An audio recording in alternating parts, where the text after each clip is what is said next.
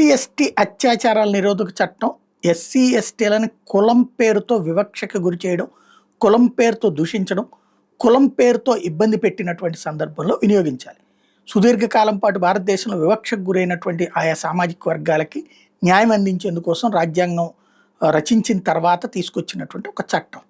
అయితే దాన్ని దుర్వినియోగం చేస్తా ఈ మధ్యకాలంలో కొంతమంది తయారైనటువంటి నేపథ్యంలో ఒక మహిళ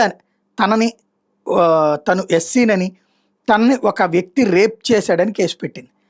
ఆ వ్యక్తి అసలు ఆమె ఎవరో, ఆమెతో పరిచయం ఉంది, నాకు ఆమెను రేప్ చేయాల్సిన అవసరం లేదు, ప్లస్ ఆమె ఎస్సీ ఎస్టీ కేసుని దుర్వినియోగం చేస్తుంది, యాక్చువల్గా నేను కెనడాలో ఉన్న రోజున ఇక్కడ ఆమెను రేప్ చేసినట్టు చెప్పింది అని అతను కెనడాలో ఉన్నటువంటి ఆధారాలు, వెళ్ళినటువంటి విమానం టిక్కెట్టు, వచ్చిన విమానం టిక్కెట్తో పాటుగా కెనడాలో ఉన్నటువంటి హోటల్ రిసిప్ట్లు, అట్లాగే అక్కడ ఉన్నటువంటి ఏది సీసీటీవీ ఫుటేజ్తో సహా కోర్టుకు సబ్మిట్ చేశారు.